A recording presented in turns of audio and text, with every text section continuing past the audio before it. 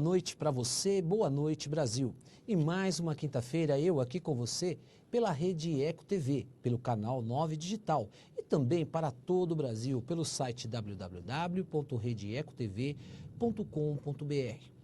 Infelizmente nesta noite eu tenho que fazer o meu programa em homenagem ao grande jornalista e cinegrafista da Rede Bandeirantes, Santiago Andrade. E digo infelizmente porque eu não gostaria de estar hoje aqui fazendo esta homenagem. O nosso colega de trabalho, cinegrafista no Rio de Janeiro, teve sua vida ceifada por uma violência sem tamanho. Eu dizia, inclusive comentei isso nas redes sociais, no Facebook, e falava, na década de 60 e 70, também no final dos anos 80, nós lutávamos contra o regime militar. Mas hoje, nós lutamos e a sociedade lutamos contra nós mesmos. É uma violência sem sentido, uma violência que nós não sabemos aonde vamos parar com isso. Então isso é muito triste, mas infelizmente o programa Doutor Cristiano dessa noite, para você, é feito em homenagem a ele, esse grande profissional, e também a toda a sua família. Mas hoje vamos continuar e seguindo em frente, o tema muito interessante. Eu vou conversar com um grande jornalista, amigo Gustavo Baena. Ele é expert no assunto, é um profissional conhecidíssimo, atuou em vários programas de televisão, diretor também, esteve na Rede TV, trabalhou na TV Bandeirantes, atualmente é comentarista do Yahoo, esteve aqui na região, pela TV+, fez um grande comentário. Aliás, ele iniciou um trabalho maravilhoso, eu digo iniciou um trabalho onde eu acompanhei nas últimas eleições municipais. Nós vamos falar um pouco a respeito deste trabalho que ele desenvolve com muita competência. E o tema dessa noite é o papel da imprensa na formação da opinião pública. E eu recebo agora ele, um grande amigo, um grande profissional, Gustavo Baena. Obrigado, doutor Cristiano. Boa noite. Obrigado pelas palavras. Fico muito feliz por estar aqui, não é? Agradeço o convite, porque venho acompanhando o programa e, claro, né, um programa que a cada semana nos ajuda também a formar opinião sobre os acontecimentos da nossa região e outros temas relevantes.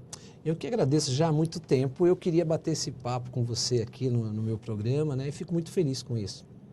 Mas na minha chamada, Gustavo, infelizmente, eu dizia, nós perdemos um grande profissional, um grande colega, jornalista da TV Bandeirantes, cinegrafista, que ele estava em loco naquela situação de violência. E na minha chamada eu falava exatamente a respeito dessa questão. Tínhamos um inimigo, se assim dizer, né? Lutávamos ali pela busca da democracia contra um regime militar. E hoje a sociedade, ela luta contra si mesma. Como é que você, na sua opinião, você vê exatamente esse fenômeno sociológico que é a violência que nós estamos vivendo? Sem dúvida alguma, né, doutor Cristiano, a gente vê a cada dia a banalização da vida, essa escalada da violência. E, claro, nesses protestos as pessoas podem levar para as ruas, não vamos dizer que não, mas sim causas legítimas, e é uma forma até de extravasar algo que está reprimido, não é? O fato das pessoas estarem cada vez mais insatisfeitas com a situação em que a gente vive, senão elas não estariam ali nas ruas. Porém, a gente tem também o outro lado de pessoas que se infiltram nessas manifestações. Claro, isso também precisa ser investigado. Sim. A gente tem novos indícios aí surgindo na mídia com interesses que não o que o manifestante legítimo leva para as ruas, não é? E aí a gente vê o quebra-quebra, a depredação do patrimônio público, privado, o que eu sempre fui contra, não é? Algumas pessoas estão ali manifestando, porém outras arcam, né, com os prejuízos, nem estavam ali, não estavam diretamente envolvidas, e aí carro destruído, vidas ceifadas, como a gente teve agora do colega do Santiago, que também é prematuro dizer, isso também nem cabe a mim, não é? Para isso a gente tem agora a investigação policial, a gente tem a justiça.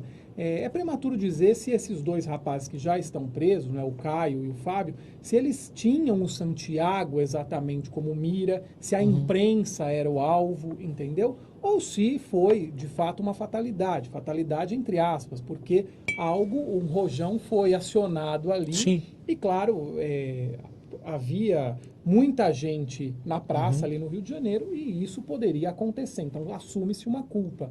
Mas tem aquela questão, a imprensa era o alvo, não era o alvo? É um debate que também hoje se Sim. levanta nas mídias, na rede social. Então, e aí nessa questão nós temos uma nova informação, não sabemos se é uma estratégia de defesa, o quanto isso a imprensa agora vai trabalhar. Porque é muito óbvio que você tem ali uma resposta de imediato para a sociedade, e eu falo isso com experiência, e você também, no jornalismo, se achamos os culpados. Mas nós temos também aí uma fonte de informação, onde o próprio advogado informa que os black blocs são pagos, né? E esse papel investigativo da imprensa? Até onde vai esse dever da imprensa de investigar e mostrar exatamente também esse papel da democracia, essa força de levar essa informação? Eu acho que esse papel da imprensa é total. Não é de hoje que a gente tem o jornalismo investigativo. A imprensa é conhecida como o quarto poder, não é? E quem tem informação, doutor Cristiano, o senhor bem sabe, o público também, quem tem informação tem poder. Para grandes decisões ou para o dia a dia, para a simplicidade ali do dia a dia. Quanto mais bem informado você está, mais discernimento você tem. Então, claro, a imprensa tem de cada vez mais cumprir esse papel, ouvir as mais diversas fontes e, claro, o repórter na rua, mais do que nunca, tem isso, de trazer os dois lados para que o público forme a opinião, tire suas próprias conclusões, porque tem também essa capacidade. Cada um tem a sua ideologia, tem aquilo em que acredita mais, então vai pender para um lado ou para o outro. Mas o jornalismo investigativo, esse papel da imprensa deve sempre existir, a fonte, se esse advogado hoje é uma fonte, se chegaram até ele ou se ele quis chegar, não é? Porque também tem isso, às vezes a pessoa está ali muito fácil, né? Sim. E tem também todo, não sei se dá para dizer como um privilégio, mas tem sim aquele veículo, né, aquela mídia que tem a exclusividade num determinado momento, como a gente viu a Rede Globo, só ela registrou, não é, a prisão do Caio lá na Bahia. Sim. Então por que somente a Rede Globo estava ali? Então aí é uma outra questão em que a gente entra. Mas esse papel investigativo da imprensa sempre, e a gente cai também naquele tema de se burlar, de se tentar impedir o trabalho da imprensa nesses protestos, que, a meu ver, é algo não muito inteligente. Por quê? Mesmo o Black Bloc, o que está sendo chamado hoje de baderneiro, de arruaceiro, ele precisa dessa imprensa para que o que ele leva para a rua seja visto. Uhum. E claro, eu esses dias lia de um jornalista também nas redes sociais, é muito simples. Todos os canais deveriam virar as costas, todos os jornais, para esses protestos, para esse quebra-quebra. Não vamos mais cobrir e aí ninguém fica sabendo. Só que aí a pessoa que está do outro lado, né, o receptor da informação, não pode ficar Sim. sem receber a informação de que estão quebrando patrimônio público, depredando o bem privado. Isso também não pode.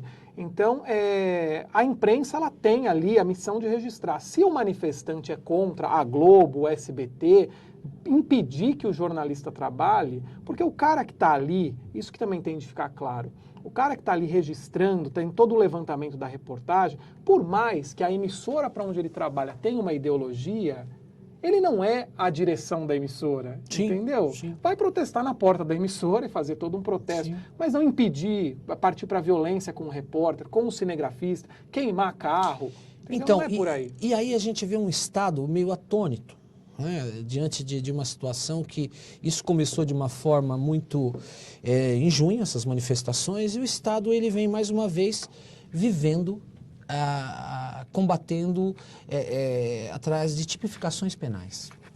O que eu te pergunto, agora o Estado vem e se busca de uma forma para se dar um resultado de punição, uma chamada lei aí de antiterrorismo, uma pena maior. Como é que você vê essas tipificações? Cada hora uma situação. Você, o jornalista, na sua visão, nessa questão, né, de se colocar uma lei antiterrorista numa questão de manifestação.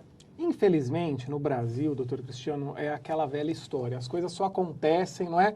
Você fecha a porta depois de roubado, né? Então agora surge isso. Eu vindo para cá, inclusive, estava ouvindo no rádio sobre justamente essa questão de agora proibir o mascarado nos protestos, ter, de fato, uma punição maior. o que deixaria essas pessoas que causam o tumulto fora das próximas manifestações. E eu ouvi uma definição bem interessante, que o Brasil vive agora um momento de colapso, né, uma verdadeira bagunça, e como se fosse um casamento chegando ao fim, e o governo, nesse momento, não falo só da esfera executiva, sim, né? Sim. Falo do legislativo, Brasília e tal, só quer discutir a relação. Ainda, então, assim, eu acho que veio um recado, o recado foi dado ano passado, eu acho que muitos dos políticos já esqueceram o recado que foi dado, não é? E agora se retoma esse tema, porque a gente está num ano eleitoral, Sim, isso tem um isso. peso muito grande também, é preciso ler nas entrelinhas todos os acontecimentos, porém, o governo hoje em dia não consegue definir uma linha, né, de atuação, e talvez até a própria polícia fica... para que lado eu vou, não é? Se eu ataco, é porque houve, né, o enfrentamento. Se também não ataca, a polícia é omissa. Então, eu acho que falta que o Estado assuma, de fato, o seu papel, não é? O papel de direito, de defensor, aí, de grande responsável pela manutenção de tudo isso. Tá. Nós temos a mídia, e você sabe disso com bastante clareza, nós temos uma mídia que massifica muito a violência. É o papel também, né, faz parte do jornalismo. O quanto isso tem influenciado nessa divulgação dessa violência, nessa leitura? É óbvio que não podemos nem falar nem de longe, porque já se fala digamos, em graduações aí de idades, daqui a pouco vão querer abaixar muito mais. Mas um paralelo, exatamente, dessa observação, né? Se você gradua idades para se assistir em determinados horários e, de repente, num horário do final da tarde, você tem uma violência estampada muito forte. Isso não agride um pouco a sociedade? E como você vê isso? Eu vejo com certo receio, claro, é um retrato do que a gente vive, só que com uma carga ali, uma dose, uma tinta maior, né? Eu acho que tem também até nesses apresentadores dos programas policiais, às vezes policialescos, né? Aquela história do popularesco, que já resvala muito, né, no baixo nível, tem assim também uma dose de demagogia, eu acho, aquela história de bancar o defensor do povo, e a gente sabe que tem o Ibope falando muito alto, e muitas pessoas acabam levadas, não, ele está dizendo que todo mundo quer ouvir, é a voz do povo, e não necessariamente todo mundo, porque a gente está numa democracia, as pessoas pensam de maneiras diferentes, tem de haver sempre o respeito, é o que eu defendi, inclusive, num texto que eu publiquei no Yahoo sobre a Raquel Sherazade. Tem de haver o respeito às opiniões, sim, por mais que haja discordância. Você acha que ela errou a mão ali? Olha, esse caso da Raquel é emblemático no jornalismo. O sindicato do jornalismo entrou em ação, até tem um questionamento, porque nesse caso entrou, em outras questões que o jornalista precisa de uma ação do sindicato, o sindicato não aparece. Porém, vou até aproveitar, foi o que eu coloquei, foram 3 textos, né? Raquel Sherazade no Yahoo rendeu muito. E eu fui um dos que lançou no meu blog ali no Sob Controle a provocação. Eu justamente no primeiro texto coloquei se a Raquel representa o SBT. Porque é aquela questão, quem fala, o que você falar aqui num editorial é a Eco TV, é o Dr. Cristiano, tem aquela velha história também, a opinião do colunista, do articulista não reflete a direção, mas se está ali, houve um aval, de uma certa maneira. Então eu coloquei esse questionamento, depois de 2 dias teve toda a questão. Não que ela, na minha visão, tudo isso ocorre porque a mídia já foca na Raquel Sherazade por uma série de fatores. Sim. Foi, digamos, o estopim, não é? Ela vinha com algumas posições que vinham contrariando algumas camadas da sociedade, com comentários homofóbicos, algumas vezes racistas, que pendiam para um lado religioso. Então, foi a cereja no bolo. Foi. Não digo que ela estava totalmente errada. E também, muitas pessoas me perguntam, você acha que ela tem que ser tirada do ar? Também não defendo isso. Eu acho o seguinte, eu concordei com o comentário dela. Temos um Estado omisso? Temos. Temos políticos corruptos? Temos. Uma justiça falha que precisa de reformas? Temos. Porém, o erro dela, às vezes, foi na construção. Já começou com um tom, é aquilo que eu falei da demagogia, de querer crescer diante do povo, o marginalzinho. E começou um jogo da imprensa e dos defensores da Raquel e não defensores. O jornalista que fala isso, que o cara não era marginalzinho, defende bandido. Eu nunca defendi bandido e nunca disse que o rapazinho não era um marginal ou um bandido. O que eu sempre disse, é preciso ter prudência para você chegar na televisão, incitar o ódio, a violência. Nós temos um código de ética, temos aula de ética. E a questão maior, houve uma investigação se eram justiceiros mesmo? Porque para mim a justiça com a própria mão é outra história. Você está na sua casa e vê o seu filho ser assassinado na sua frente. Você toma uma atitude extrema, legítima defesa, justiça com as próprias mãos. Agora o justiceiro, até que ponto é um justiceiro? É uma briga de gangue. E nós tivemos depois a informação de que os que amarraram o rapaz no poste, ele tinha uma ficha, dois tinham uma ficha tão suja quanto o rapaz. E o que eu digo é o seguinte, eu não quero essa promoção da violência. Eu não quero sair na rua e ter que ver um cara amarrado num poste nessa esquina, outro na outra. Não, eu quero, só que eu também não vou agir como um justiceiro, não é? Eu quero que hajam por mim, que haja de fato polícia, política, eficiente, políticos não corruptos, justiça, é isso, né? Acho que a gente tem que esperar isso. Então, e você pega hoje, nós estamos falando exatamente dessa questão que você comentou e com bastante clareza, muita propriedade, mas como desassociar, né, essa opinião do jornalista, né? De repente ela vem, nós sabemos de que todo jornalista que tem um programa, ele é um formador de opinião. Sem dúvida. Ele tem responsabilidades, né? E aí você não tem mais o jornal editorializado como era, você tem... Nós tivemos isso, você sabe muito bem, com o Boris, não é? O Boris abriu esse caminho. Ele abriu esse caminho, essa avenida, né? E com muita propriedade.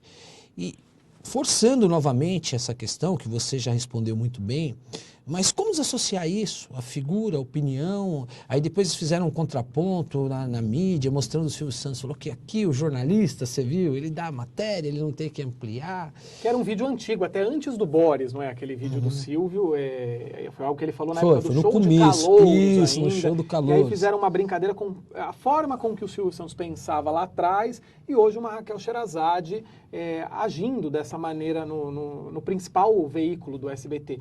Eu penso o seguinte, há essa confusão na cabeça das pessoas, eu até escrevi um texto sobre parcialidade e imparcialidade. Muita gente me questionou, a Raquel, ela é imparcial. A partir do momento que você emite uma opinião, você não é imparcial. Você tomou partido, você tem a sua opinião. E ela defendeu o lado dela, entendeu? Em nenhum momento também eu quis politizar a questão. No primeiro texto eu até brinquei, ela pode ser conservadora, fascista, radical, e aí já imaginaram que eu estava politizando. Não, eu quis dizer, tudo que vinham taxando a Raquel na imprensa. Então ela pode ser o que for, entendeu? Mas ela tem o direito de expressar a opinião dela ali, foi mal construído e tal, mas aí é a minha opinião, achem o que quiser. Não politizei a questão, era simplesmente a visão da televisão. É o SBT ali representado? Não é o SBT? E aí eu entro nessa tua questão. O que eu penso? Houve espaço para a Raquel dar a opinião dela? Sim. E aí tem aquela confusão. Quando você está na bancada de um telejornal, e o telejornal ele tem um prestígio comercial, toda emissora que tem o telejornal é o produto que traz o prestígio, não é? Se a Raquel tivesse falado aquilo, por exemplo, ela tivesse um programa de auditório e falasse, não daria o barulho que deu. O Ratinho já falou coisas até piores. O próprio Marcelo Rezende, o Datena, o Alborguete, antigamente, não é? O Jacinto Figueira Júnior. Aí eu já lembro de Jesse Valadão, ator, causando, machista na televisão. Só que ali ela estava na bancada de um telejornal e você acredita que aquilo representa a emissora. E como eu falei, quem acompanha mesmo televisão vai entender o que eu estou dizendo. Em geral, a posição do âncora é a posição da emissora. Aí hoje, o próprio SBT, num dia, a Raquel disse que aquela atitude era compreensível. 2 dias depois, o SBT a descaracterizou, não quis colocá-la em maus lençóis, mas fez reportagens caracterizando o mesmo que a Raquel chamou de compreensível, de chocante. E deixando claro que aquela opinião não era a do SBT, era a da Raquel. E que a do SBT vem como um editorial. Porém, lá atrás, tanto quando Raquel falava, Boris Casoy, o Joseval Peixoto, não aparecia nada, aparecia simplesmente opinião. Sim. E a Raquel vem causando polêmica na imprensa, como eu lembrei aqui, há um bom tempo. E aí... E ela começou lá pela internet, quando ela jogou algumas... A emissora começou a tirar o dele da reta. Então o SBT começou a colocar a opinião e o nome do apresentador. Entendeu? E agora tem essa história, o editorial e a opinião da pessoa.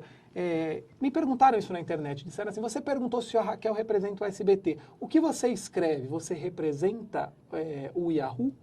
Entendeu? Tá, e até achei bacana isso. Eu disse, olha, eu já falei mal de uma... Porque lembrando que no Yahoo eu sou crítico de televisão. Eu já falei mal de um determinado produto e outro blogueiro do Yahoo, outro contratado, falou bem. Entendeu? Então, poderia ter ocorrido isso. A Raquel ter tido uma posição, o Joseval outra dentro do mesmo produto. Qual é para que lado pende a emissora? Qual é a filosofia do canal? Com certeza, um ou outro. Sim. Entendeu? Mas deu a pluralidade. Então, assim, uma opinião a favor, uma opinião contrária. E o público que forma a opinião. Mas nem o que foi a favor, nem o contra, o crítico, o articulista, o colunista, o comentarista, ele não é imparcial. Imparcial, por exemplo, o apresentador, o jornalista que traz os dois lados da questão. Vamos ouvir aqui o Black Bloc, vamos ouvir o manifestante. Você que está em casa forma a sua opinião. Entendeu? Aí você foi isento, você deu espaço para os dois, não tomou partido em nenhum momento. Agora, a partir do momento que você critica, que você opina, que você comenta, você tem uma posição você clara. tem uma a não tendência... ser que no seu comentário você embase tanto o que pensa uma vertente quanto a outra e caminhe aí para que quem leu ou quem ouviu forme opinião. Dá um minuto. Ok. Eu quero a sua ligação no 2379-4733. Eu estou conversando com ele, jornalista Gustavo Baena. Ele tem aqui pela Web TV, TV São Caetano, um programa, é apresentador, jornalista, é colunista também do Yahoo e esteve aqui na região nas últimas eleições, que no segundo bloco nós vamos falar a respeito da política nacional e também regional, de uma forma bem específica também. Eu quero saber a opinião dele a respeito do pluripartidarismo, isso é uma coisa muito interessante.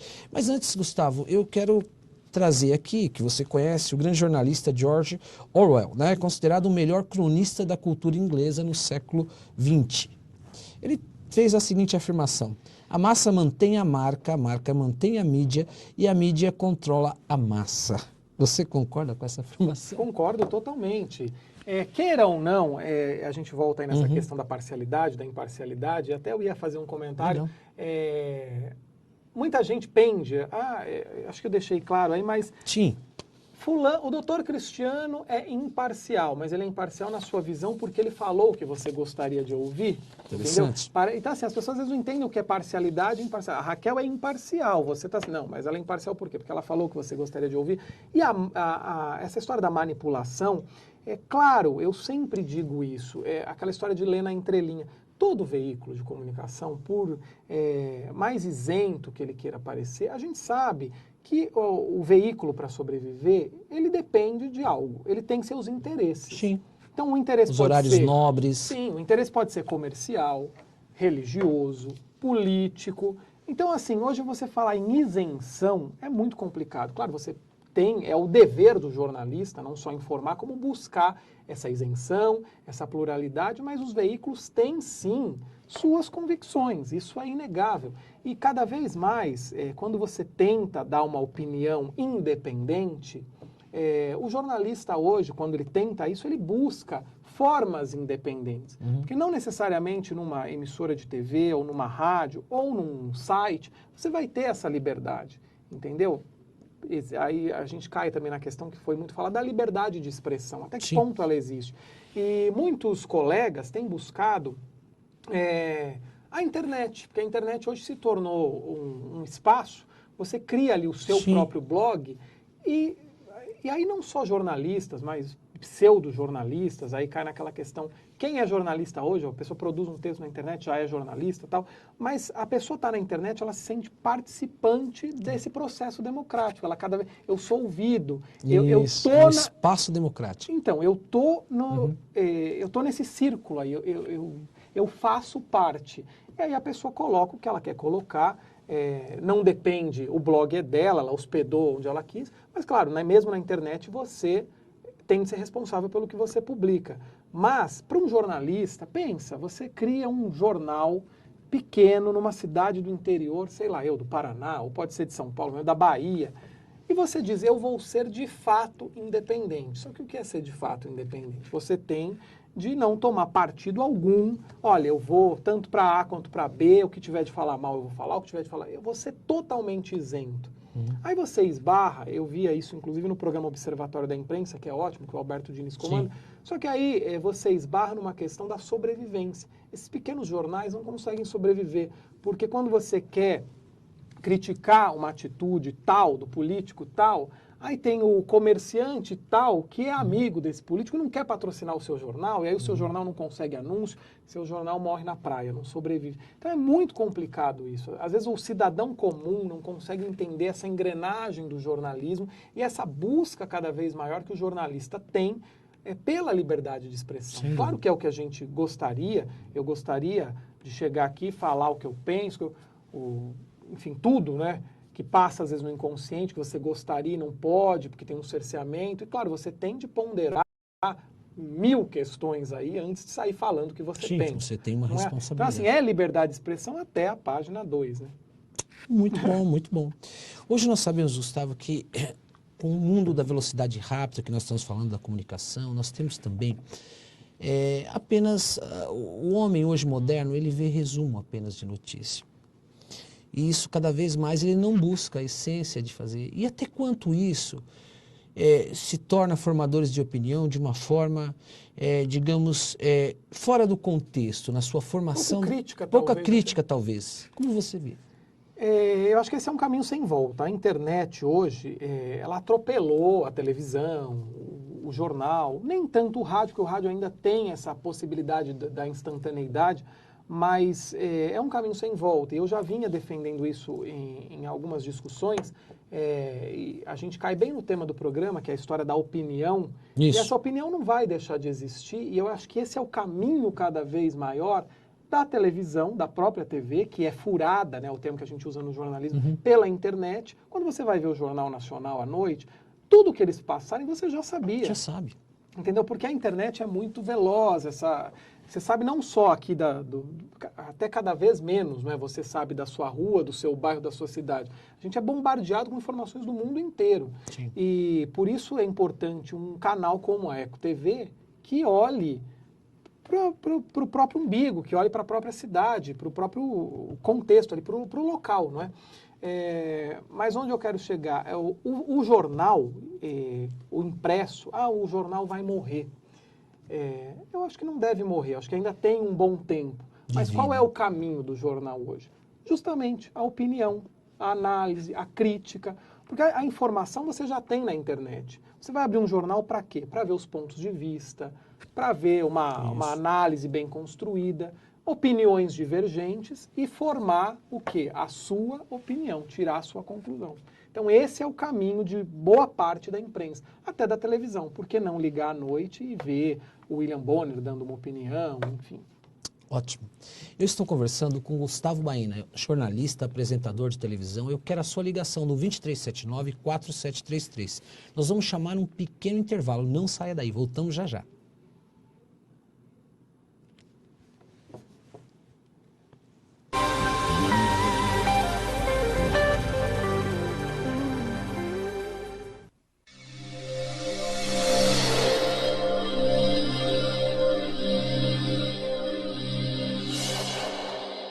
Cada 3 segundos, uma criança morre.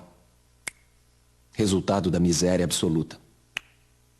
E o pior, todas essas mortes poderiam ser evitadas. Junte-se à chamada global para a ação contra a pobreza. Não queremos o seu dinheiro. Queremos a sua voz.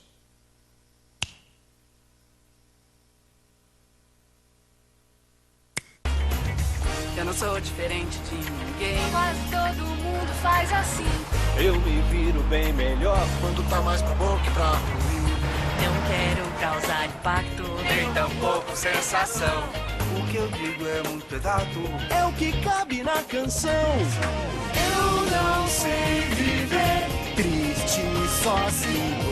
É a minha condição. Iguais na diferença. Campanha pela inclusão das pessoas com deficiência. Deitado eternamente em berço esplêndido, ao som do mar e a luz do céu profundo. Fulguras ao Brasil, florão da América. Iluminado ao sol do novo mundo. Do que a terra mais garrida. Teus risonhos lindos campos têm mais flores. Nossos bosques têm mais vida. Nossa vida em teu seio mais amores. Assine a petição pela lei do desmatamento zero. Eu assinei. E eu também assinei. Eu assinei. Abrace essa causa. Assine.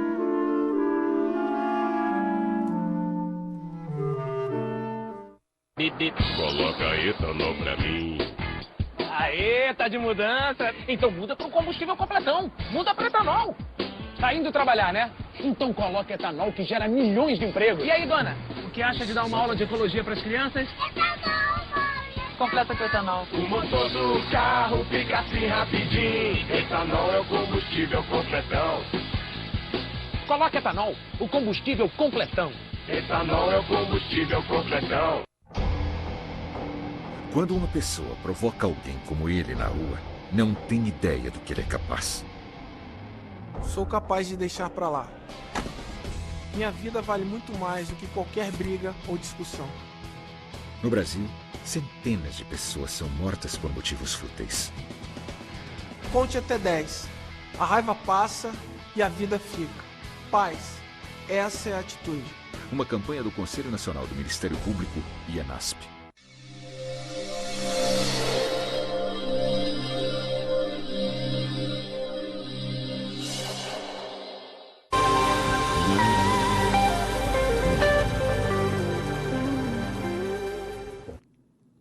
Obrigado, porque você não saiu daí comigo da telinha.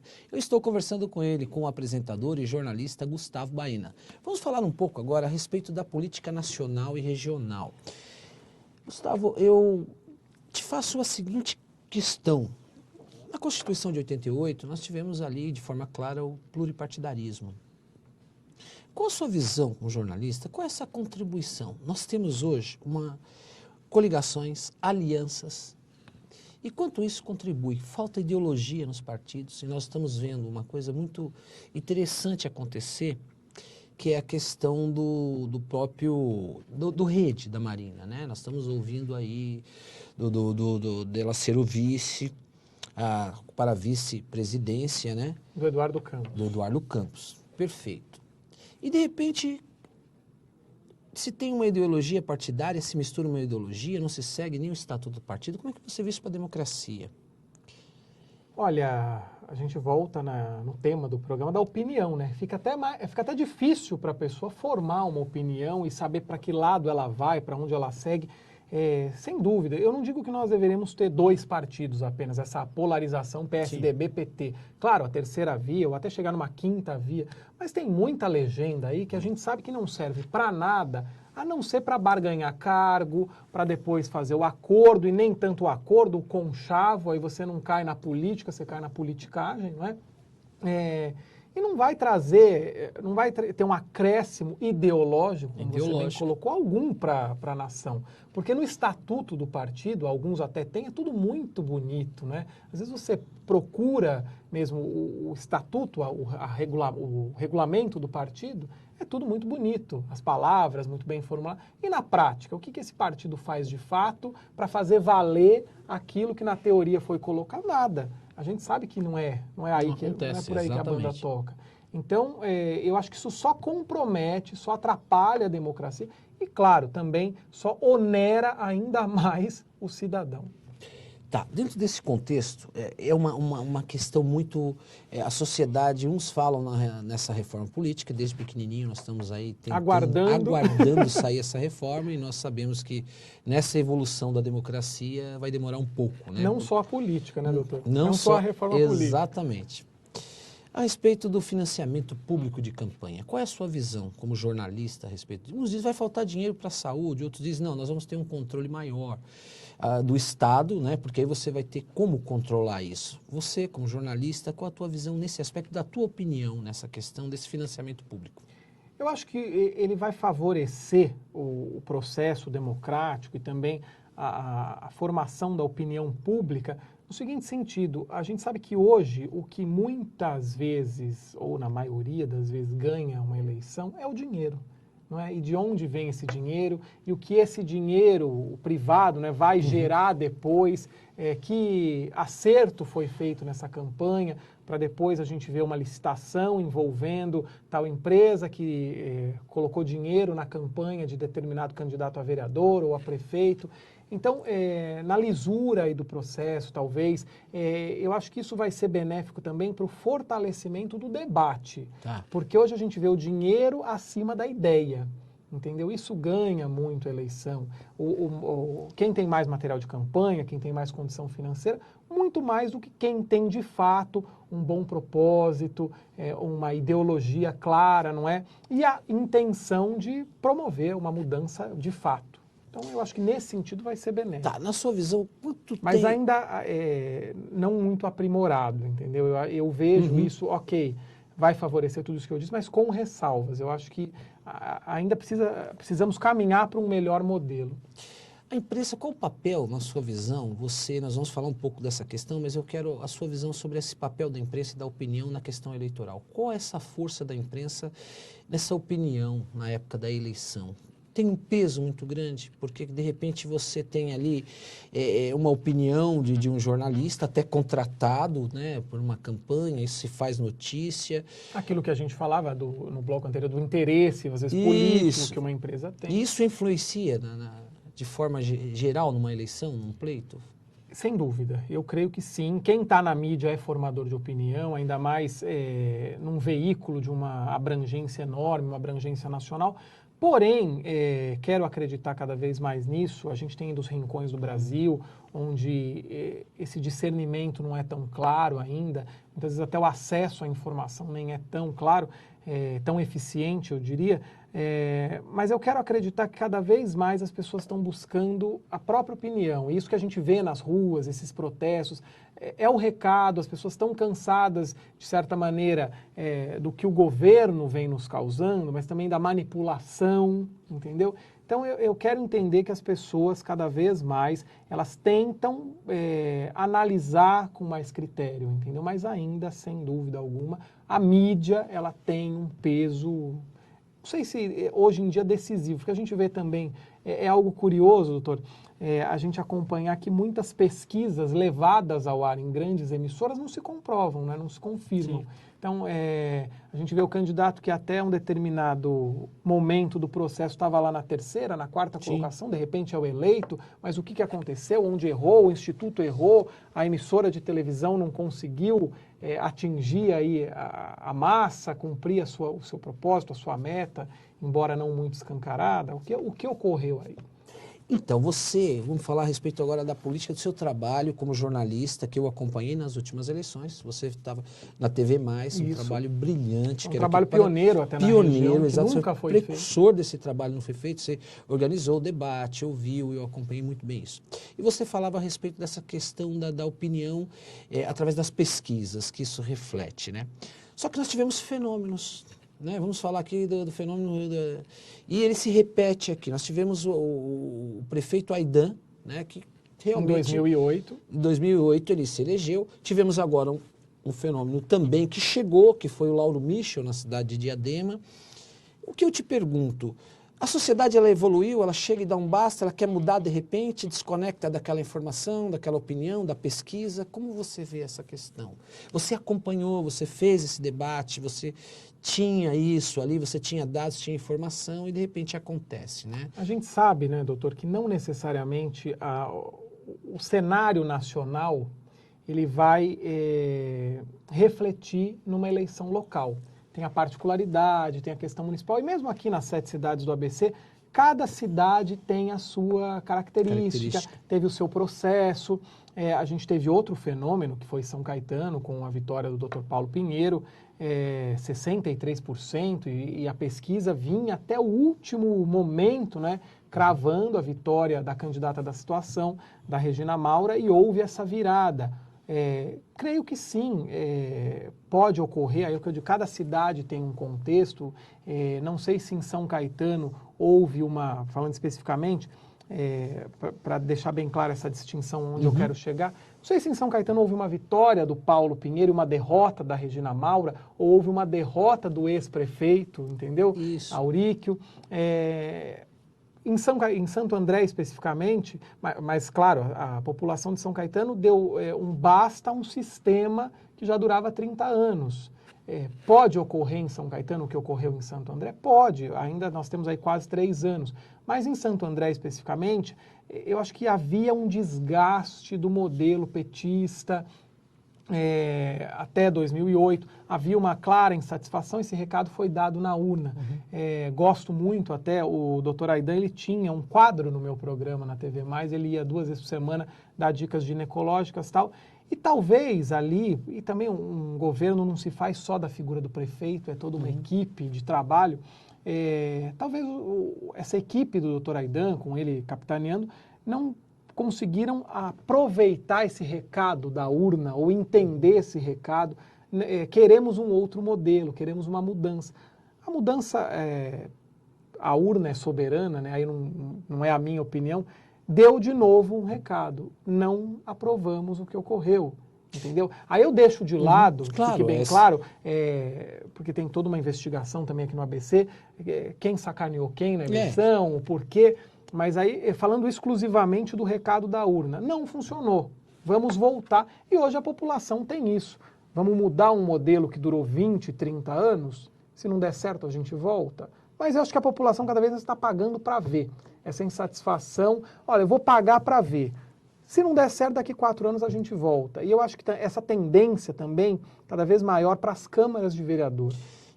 Não queremos mais os nomes do passado, que nada mudaram. Então, se essas pessoas do Legislativo não entenderem o recado, ainda mais agora com esse afunilamento do processo eleitoral, onde vai ter de prevalecer mesmo a discussão de ideia, o debate, conquistar o eleitor pelo projeto que você tem mesmo, e não tanto pela máquina que você tem a seu favor. Então, eu acho que... Hoje o eleitor, dentro dessa questão regional, que você acompanhou muito bem, ele gerou uma expectativa e acompanha isso. Vamos trazer isso para a velocidade da informação. Você acha que hoje os canais de informação, a internet, isso realmente facilita muito mais o poder de fiscalização em termos de executivo e até dos vereadores? Nós pegamos uma fase, nós estávamos até brincando um pouco antes nos bastidores, que é aquela fase que realmente do computador, da geração, nós batíamos um papo dessa... Você acha que isso hoje facilita a divulgação, a denúncia? Isso tem um peso? Porque antigamente você tinha muito a imprensa escrita, o jornal, nós tínhamos regionalmente, você trabalhou no Diário do Grande ABC, foi jornalista de lá, e nós tínhamos um único canal de informação, aliás, muito bem, e continua sendo. Mas nem sempre ele chegava a essa população mais carente. E hoje a nossa população carente, ela tem muito mais acesso a essa velocidade de informação. Você acha que isso tem contribuído a favor e contra ao político? Sem dúvida, a rede social hoje é uma força, é um canal de denúncia, de comunicação, de troca de ideias importantíssimo, mas eu acho que também não anula os outros meios. Porque, claro, a gente tem cada vez mais a população de baixa renda com acesso à internet, mas eu me pergunto até que ponto essa pessoa ela tem o interesse de entrar num grupo de discussão político. Ela está ali, ela não está ali. Interessante isso que você está falando. Ela tem a internet, ela tem a ferramenta, mas ela participa das discussões políticas, ela participa do processo, ela tem um interesse em ser uma pessoa politizada que vai formar opinião, ou ela está ali porque ela quer simplesmente curtir, fazer amizade, namorar, jogar. O que ela faz ali? Qual é o interesse dessa pessoa? Então, e dentro disso... Conclui. Depois... Não, eu só ia dizer o seguinte, que temos também as pessoas que ainda não têm, não digo nem o acesso, mas a gente tinha aqui, temos um exemplo aqui, né? Eu conversava com a Lídia aqui, ela falava que eu só vê essas redes sociais. E nós temos pessoas, por exemplo, população da terceira idade, claro, temos os idosos conectados, mas tem muita gente que não acessa a internet, entendeu? E essa pessoa vai depender do quê? De um jornal, de um outro veículo, para que a informação chegue até ela. Então tem muito político hoje que aposta quase que 100% na rede social. Não digo que está errado, não está errado, mas não é o único caminho. Ainda não é o único caminho. Nós vamos chegar a isso. Eu creio que sim. Você fala da politização. Nós pegamos, eu falava isso no programa passado, é interessante, eu quero ver a sua opinião a respeito disso, ouvir a sua opinião. É a questão do rolezinho. Você falava, as pessoas não estão politizadas, elas se tornam uma força, mas elas não combatem, por exemplo, o mal político, a má administração, aquela prestação de serviço de forma indevida, quando se o político você vota, você assina um contrato com ele naquele instante para que ele realmente preste um trabalho. O que está faltando isso? Está faltando ainda cultura para esse povo, quando ele se identifica ainda com o MC, com aquela forma, com o cabelo, com a corrente que ele põe, com o carrão, mas ele esquece daquela questão. Aí, em vez de ele fazer uma grande manifestação na rede para se fazer a diminuição ou combater o preço das passagens de ônibus, então, dentro dessa questão, o que está faltando para esse pessoal? Não, e tem muita gente também, até você falou de seguir o MC, não tem o menor problema que siga o MC, mas tem muita gente que, por exemplo, coloca uma camisa do Che Guevara e não sabe nem quem foi Che Guevara, entendeu? Não tem a informação.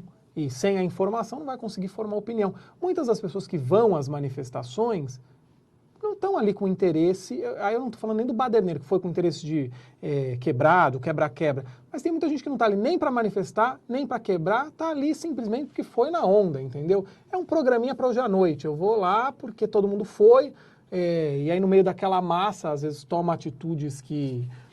porque muitas vezes quando você está sozinho, você não vai tomar uma mesma decisão, que você vai tomar movido ali pelo calor da emoção, todo mundo te impulsionando. Então a pessoa está ali simplesmente vendo a vida passar, entendeu? Esperando, eu costumo dizer assim, tem gente que espera o mundo acabar em barranco, né? Porque não toma partido, não tem uma decisão. E isso é complicado. Você vota, muitos votam, não sabe nem por que votou, trocou o voto vereador, o voto por dentadura, trocou o voto por camiseta de time de futebol, ou porque, se me favorecer, tá bom. Então, assim, tem muito isso ainda. E a gente vê muito isso aqui no ABC. Se me favorecer, pouco importa se tem buraco na minha rua. Infelizmente, a gente tem isso. Pouco importa se tem buraco na minha rua, se a pessoa para na vaga de deficiência. Estou me beneficiando? Arrumou vaga para o meu filho na escola, me passou na frente na fila. Estou nem aí. Então, se você fala... Infelizmente, isso significa que existe ainda um assistencialismo. Claro. Ele é mantido.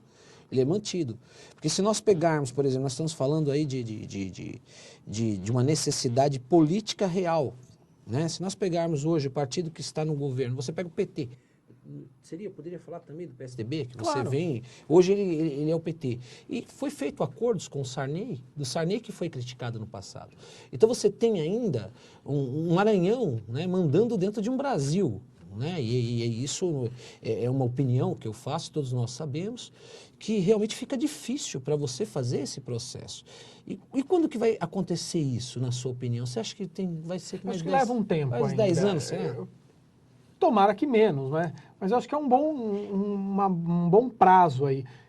Em muitos centros, grandes centros até, a gente já tem as pessoas fugindo dessa, né? Cada vez mais compreendendo que isso é danoso, né?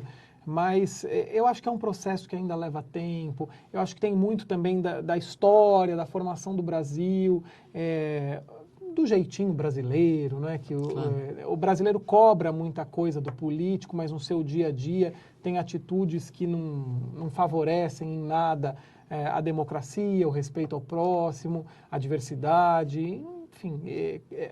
caímos na questão da opinião. Podemos pensar diferente? Podemos, mas devemos nos respeitar acima de tudo. Mensalão, podemos deixar que foi uma realidade do Brasil.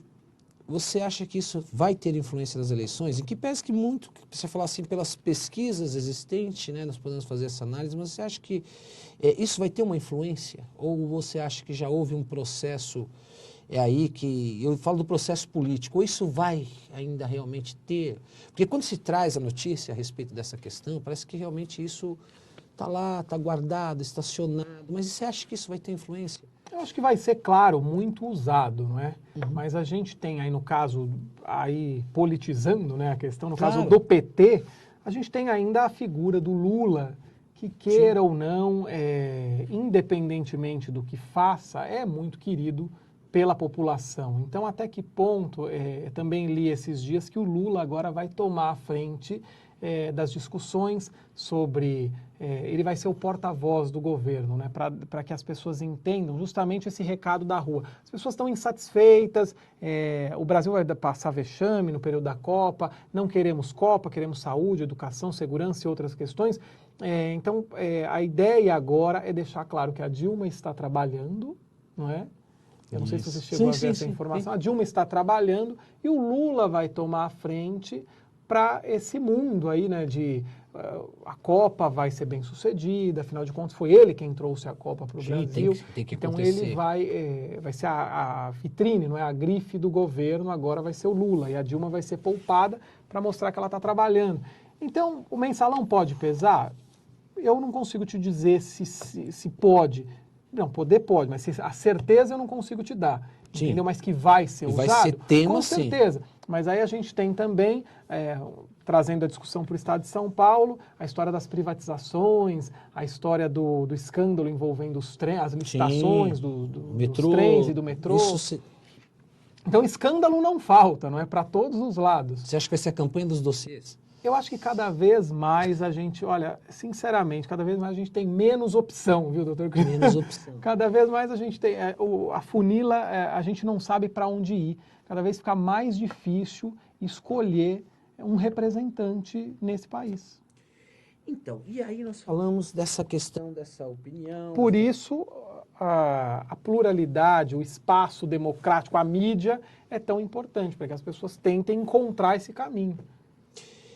Nós sabemos da importância. Você pega uma pesquisa e nós temos uma manifestação de junho e está marcando aí na frente a presidente Dilma, ela está marcando na frente. Mas você acha que dá para descansar em berço esplêndido aí, essa situação, ou você acha que isso vai mudar? Porque por que eu pego um paradigma? Eu falo das manifestações de junho do ano passado. Não é algo que isso realmente vai ter essa mudança? Que se pensarmos, as manifestações não acabaram, elas estão aí. A gente tem Copa, o que vai acontecer na Copa. Aí é a minha visão, aí é a opinião mesmo. Não, isso... Eu acho que nós já tínhamos, já deveríamos ter acordado. Eu acho que o governo não acordou, entendeu? Em âmbito federal, estadual, os governos, os políticos, de uma forma geral, ainda não acordaram, não entenderam o recado. Ou fingiram que não entenderam, guardaram no bolso. Num primeiro momento parecia que ia mudar, mas aí parece que tudo voltou a estaca zero. Vamos falar de Copa, entendeu? E até que ponto isso vai ser, de novo, o ópio do povo, não é? E parece que o povo tá questionando, né, Gustavo, e falando, não está muito aceitando essa Copa. Então, eu vejo cada vez mais, aí é bacana até tocar nesse assunto, eu acho que cada vez mais as diferentes camadas da sociedade estão, de uma certa forma, mais críticas. Por mais simples, talvez sejam, elas enxergam de uma outra maneira, elas cobram mais, elas estão mais indignadas, mais insatisfeitas. E não com um determinado partido, com tudo, entendeu? Com a condução que o Brasil tomou. Muita corrupção sobressaindo e pouca benfeitoria, não é? Pouco resultado para a sociedade. Pouco resultado prático ali para o povo no dia a dia. Para onde vai o dinheiro? Para onde vai tanto dinheiro? Poxa vida, né?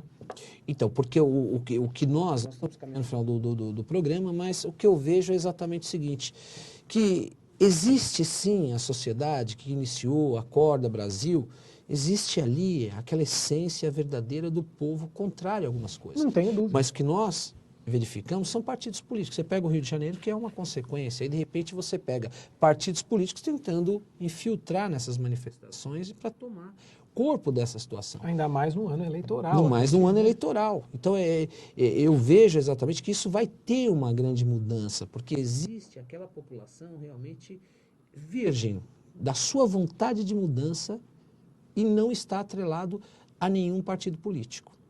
Nós estamos chegando para o final do programa. Uma pena. Gostoso, passou rápido, bate-papo gostoso. Eu queria as suas considerações finais. Eu fiquei, assim, muito lisonjeado com o convite, gostei muito de estar aqui.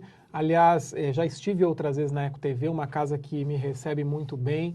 E eu só quero dizer de novo, né, que nessa questão da formação de opinião, cada vez mais um canal que, de fato, tem a identidade local. Eu acho que a Eco TV caminha com uma pluralidade de programas, tanto no artístico quanto no jornalístico, para se tornar, de fato, esse nosso canal, o verdadeiro canal aí de informação e de formação de opinião aqui na nossa região. Parabéns a todos aqui, Casa Nova, né?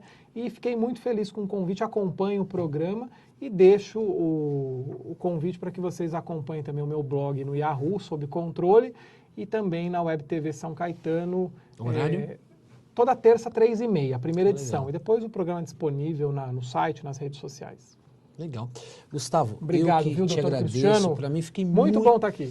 Olha, fiquei muito feliz em recebê-lo. Você é uma simpatia. Obrigado. Né, e um grande profissional, e a gente aprende muito com você. Eu fico feliz com isso. É bom trocar ideias, né? Porque eu também formo opinião aqui te ouvindo e ouvindo as críticas, ouvindo o que o pessoal fala. Isso é bacana. Maravilhoso. Eu quero agradecer você que esteve comigo, pela audiência, muito obrigado. Você vai seguir aí as reprises do meu programa Doutor Cristiano para você, pela rede Eco TV. E agora eu deixo sempre uma mensagem, como sempre faço, a televisão tem um papel importante na sociedade. Ela revela o poder que as pessoas têm de desligar, mudar de canal e principalmente o poder de assistir com senso crítico. Faça isso com inteligência. Você contribui sempre para a democracia, porque essa é a finalidade de nós brasileiros. Dê a sua opinião, fale, critique, mas sempre com consciência e busque a essência da informação. Te espero pelas reprises do meu programa Doutor Cristiano para você. Um forte abraço.